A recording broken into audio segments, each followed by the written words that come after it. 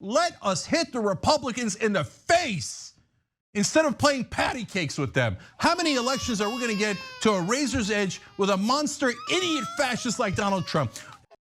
It's amazing that we're at this point. And so it looks like the establishment Democrats, even in having an election this close, have blown it again. So we got to get right back on that warpath. If you don't go on the warpath, these losers keep bungling it to fascists like Donald Trump. Yep. So you're damned if you do, damned if you don't. Who's at fault?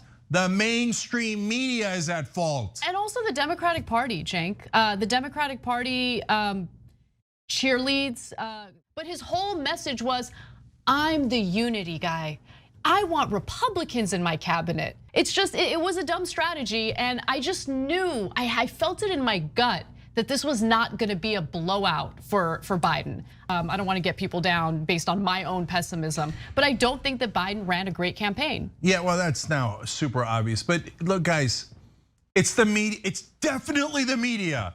Because is it the Democratic Party's fault? Of course. But when you say something as obvious as the problem is Democratic weakness, every one of you watching out there, it doesn't matter if you're a Republican, Democrat, or somewhere in the middle, you all know that that's obviously true. The Republicans come in 100 miles per hour and they shift the conversation to nonsense, irrelevant factors, but they move the debate and they fight for their side, and Trump's got everybody excited, etc. Our side never gets their own guys excited. They never fight for us. They never fight for us. They're pathetically weak.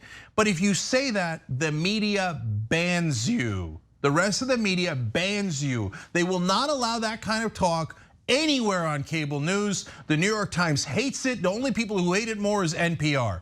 So a lot of you probably grew up listening to NPR. Honestly, they're poison.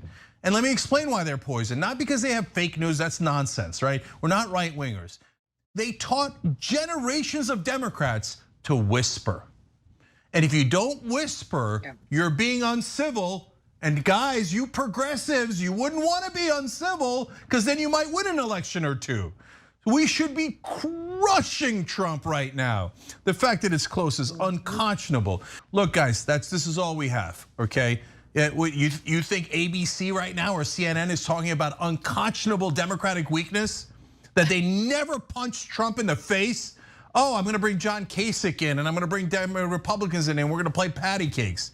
First to worst, first to worst. Donald Trump brought us from first to worst, first to worst, first to worst, first to worst. And then that would force Donald Trump to say, no, per capita, we're actually 9th worst out of over 200 countries. That's how you win a debate, by going for the jugular, not going, oh golly gee, this guy, he's running over me. No, you run over him. But if you do that, you will be banned definitely from NPR, definitely from the New York Times, and almost certainly from CNN, and definitely from MSNBC. I'm getting worked up, right? So, but look, guys, we do have each other.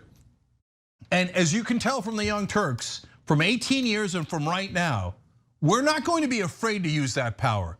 We get enough power in the media, and I'm gonna steamroll these sons of bitches. I'm gonna steamroll them. I'm not talking about Republicans. First, the corporate Democrats are up because they suck at this. Let us hit the Republicans in the face instead of playing patty cakes with them. How many elections are we gonna get to a razor's edge with a monster idiot fascist like Donald Trump? Q is lower than 70. He's an idiot. He's a total moron. And you couldn't figure out how to crush him in an election? Man, the corporate Democrats and the mainstream media suck at this.